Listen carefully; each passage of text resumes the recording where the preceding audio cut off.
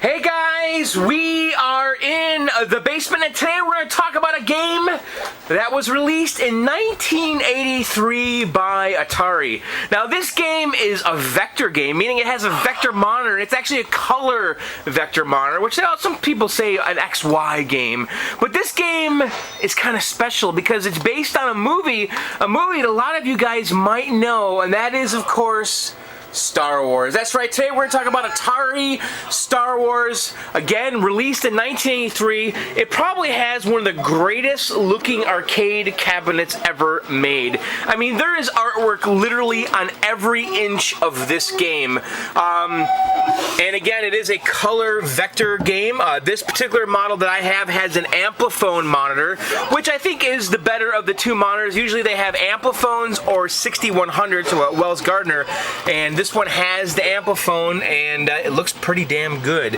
Now, in this game, you are playing Luke. You are playing Red 5 in your X-Wing fighter, and you're flying through space, destroying TIE fighters and trying to basically blow up the Death Star.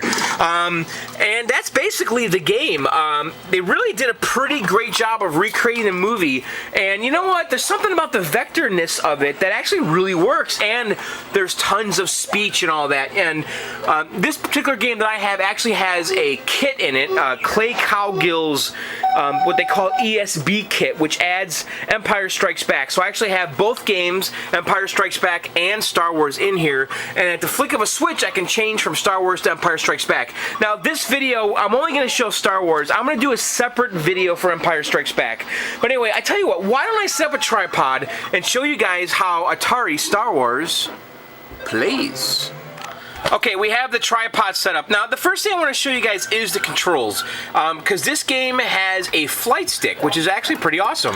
And there's two sets of buttons on here. There's trigger buttons right here, and then there's also these thumb buttons. Now, on Star Wars, both of these buttons do the same thing. It doesn't matter. You can press either one. One is right fire, one is left fire. In Empire Strikes Back, the thumb button actually has a different function. All right, so I tell you what, why don't I turn off the lights and let's start a game. Okay, we have the lights off now. Now again, this game is on free play, so I can just push any button right now and we'll start a game. Alright, so now we have three options here: easy, medium, or hard. And depending which option we get a higher bonus if we complete the Death Star. So we're going to pick medium, so we have a chance to kind of show you everything. Now in the first level, we're kind of in space on the way to the Death Star, and we're greeted by TIE fighters. And so we want to kill their incoming shots and also the TIE fighters. And sometimes it's kind of hard because you kind of got to play a little bit of defense here in between your shots for the TIE fighters. Now you'll notice that on the top it says shield. Right now it says 5. It starts out at 6. I have it set to Twin Galaxy settings. And then basically when it gets to 0, if you get hit again, you're dead. Okay, so now we're on the surface of the Death Star. And this is the Death Star's defense mechanism, these turrets. And there's basically towers that have kind of guns at the top of them, which are represented by those white little areas on top, and you need to shoot the white area to kill those. And then there's also these red kind of turrets that are on the bottom. And if I crash into anything, my shield goes down, and if I get hit by anything, my shield goes down. So basically I'm trying to navigate through these towers and also kill them at the same time. Alright, so we've passed that area. Now we're in kind of the ventilation system of the Death Star. And at the end of this is going to be the final shot that's going to take down the Death Star. Now I'm kind of moving up and down to avoid these kind of catwalks. And also shooting the turrets that are firing stuff at me. Again, I'm moving up and down.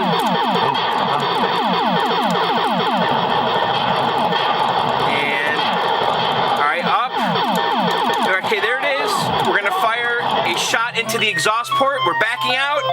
And there you go. We have killed the Death Star.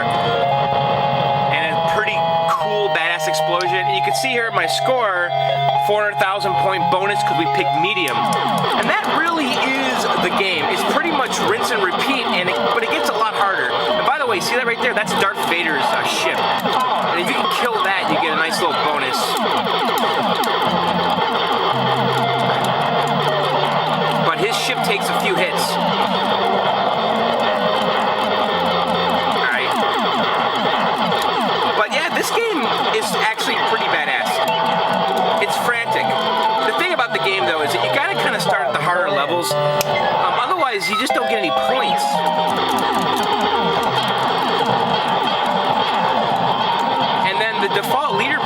game, I mean, they started around 1 million points, and you can see I only got 400,000 points right now.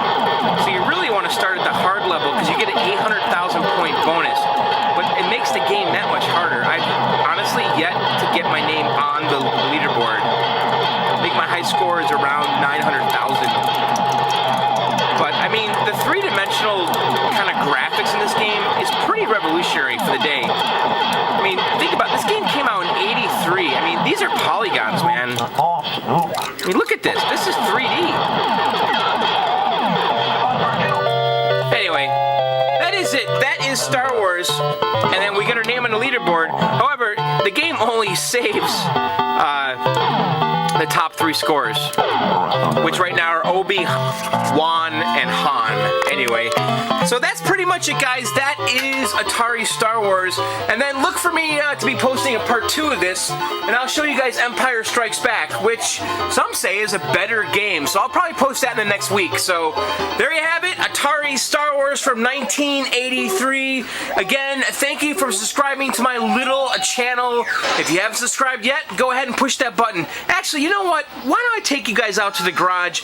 I have a project going on right now that's kind of a little big, and I'll show you guys where it stands. Here we go. Okay, we are in the garage, and you know what? The last week or two, I've been working on my discs of Tron. And let me just kind of show you guys what goes into restoring one of these games. I have taken literally every single part off of this game, and this game was absolutely just filthy and dusty and smoky and grimy. Pulling the monitor out of this thing was actually quite a chore. I actually bondoed, there were some holes in it, and I repainted it. Now, originally this had vinyl in here, and I probably should have did the vinyl, but you know what? The paint is just so much easier. So I'm just painting over the old vinyl, and I kind of sanded it and bondoed it so it's a real smooth transition. But this is my Discs of Tron project, and this game, if things go well and right, should be in the basement in the next week or 10 days or so. But really, I mean, it's just unbelievable how many parts are on this thing. I mean, I've been pulling parts off it nonstop.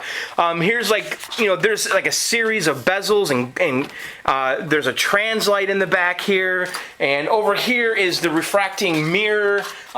There's just so many parts to this game.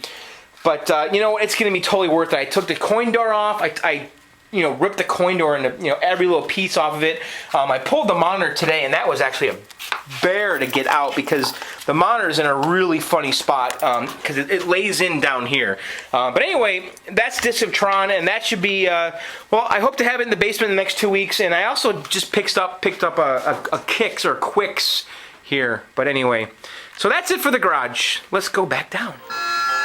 So anyway, there you have it. That was, again, Atari Star Wars. Again, subscribe to my channel and look for part 2 of this video, which will be Empire Strikes Back. And then other than that, thanks guys, and we'll see you later.